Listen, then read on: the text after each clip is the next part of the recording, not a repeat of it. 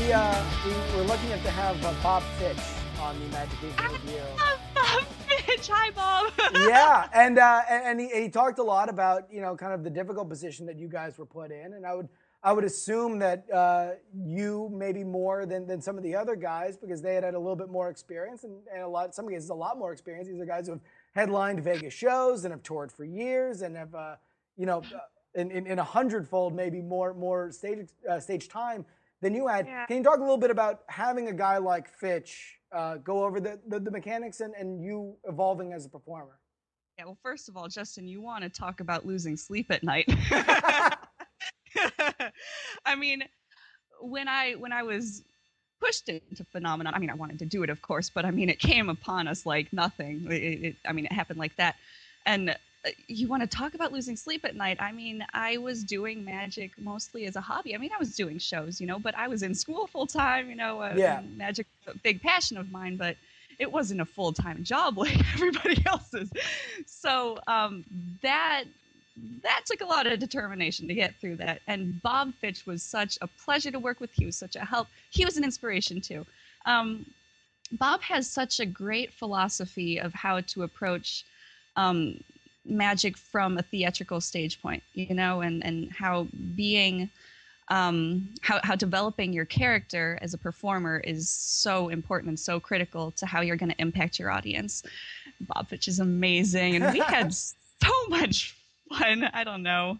I just miss joking around with Bob every day. He's wonderful. He certainly is a very, very unique personality, and hopefully we can have him on again because he is certainly something else. Yeah.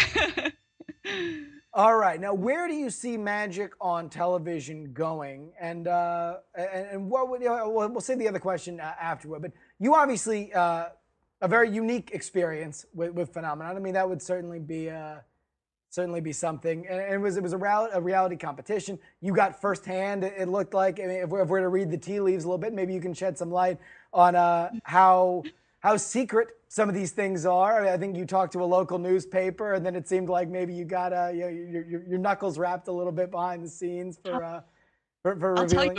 I'll tell you about that. I'll say don't trust reporters as well. They want all they want to do is make a story. Okay, well, can you tell that story and how that came to be? Justin, they'll twist your words around any way they want to. I gave them such a positive interview. First of all, they lied about getting approval for the interview, and okay, I won't go too well, much we'll into go back. that. Well, here, I mean, so they told you that they had cleared it with NBC, that all they wanted to do was get some color, and then they wound up getting. I think and correct me if I'm wrong. They wound up switching a trick for you. The network did on Phenomenon from one thing to something else, and it was a very difficult transition to get that on TV. Which Bob Fitch talked about. I mean, they did that maybe a little bit too much, which affected the end result. But what was the interview like for you on the phone compared to what it was like in print? Yeah, well, first of all, like when we were changing things for the show, I mean, it was a joint decision, I mean, they wouldn't push you into something without you saying, yeah. When you're like, no way, I'm not doing that. They're not going to, oh, yeah, you're doing that. You have final say in what you're doing. When I was doing that interview with that reporter, I remember being so positive about the whole experience and, saying all these wonderful things. He took so many things that I said out of context and just basically created a story. And I thought it was really unfortunate, that news reporting these days, I mean, it's not necessarily accurate and people don't know what to trust or what to believe, So. Absolutely.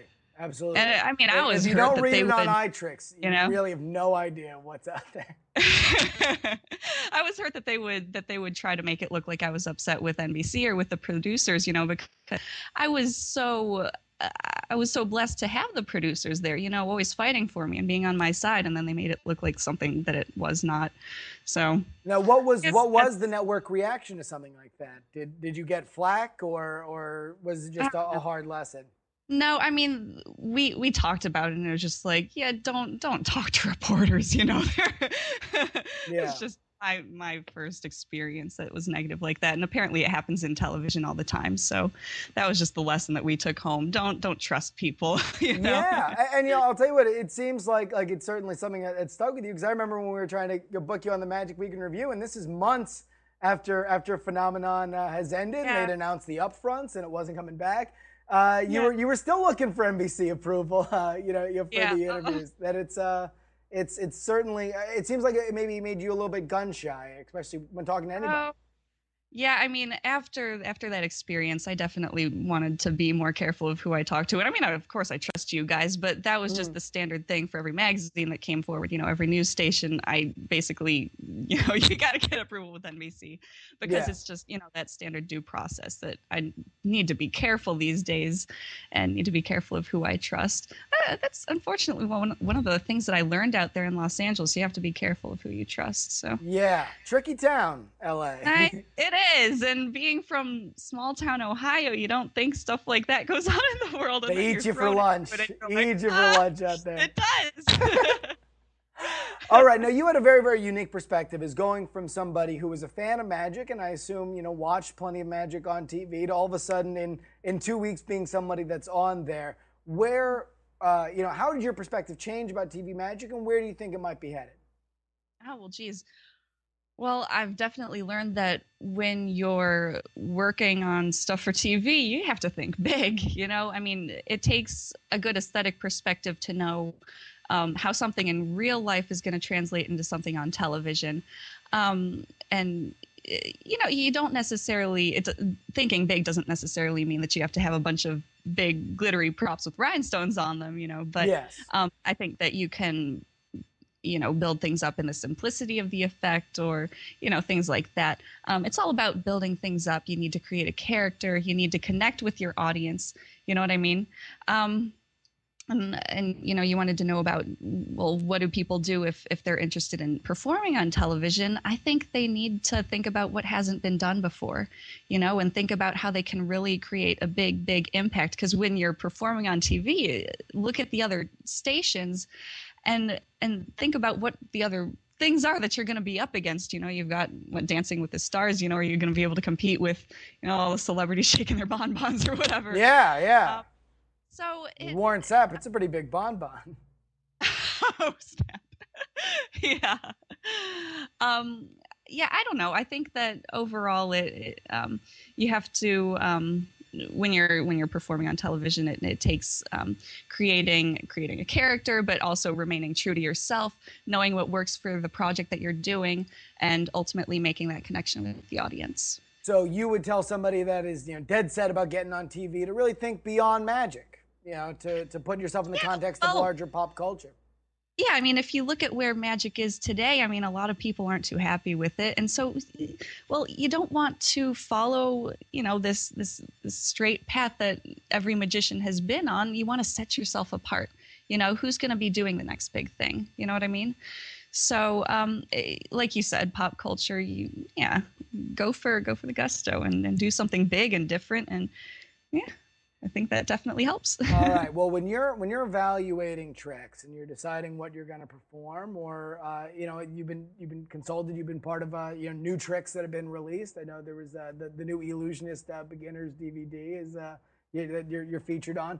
How do you decide what is a good trick? What's something that you'd want to do? And in terms of looking over the whole field, what makes you pick something? I think it's really important to look at a trick, like the structure of it and, the bare bones of what it is and does it have impact on people. Of course, you need something that impacts people, and then you need to evaluate whether it's going to work for you, whether it's going to work for your image, your personality, what you're trying to project, and go from there. What works for one person is, it might look completely cheesy on another person. So I think I mean, as I know, as I've grown older, I've learned to look at different effects and see, if this is something, what are you going to buy this for? Is it going to help you? Is it going to be something that fits in with what you're trying to accomplish? I think you learn to do that more as you grow older and as you grow more experienced. What kind of tricks would you say really appeal to you? Oh, geez. Well, there's all sorts of, it depends on where I'm performing. Okay.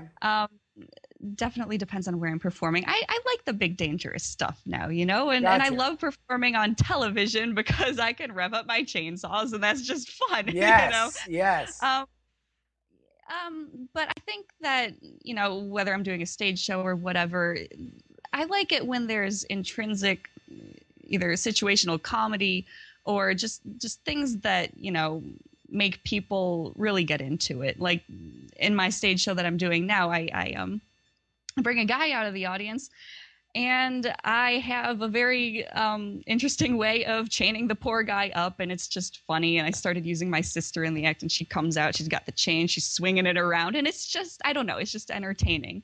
So, you Sounds know, like it. I think a lot of people watching this would be very, very interested to see an act like that. it plays very well. You don't say. You don't say. But that's what I try to look for. I try to look for stuff that, you know, I mean, it's naturally entertaining, you know. Yeah. Try to not look at what other people are doing. Just try to, you know, think about what's going to work for you.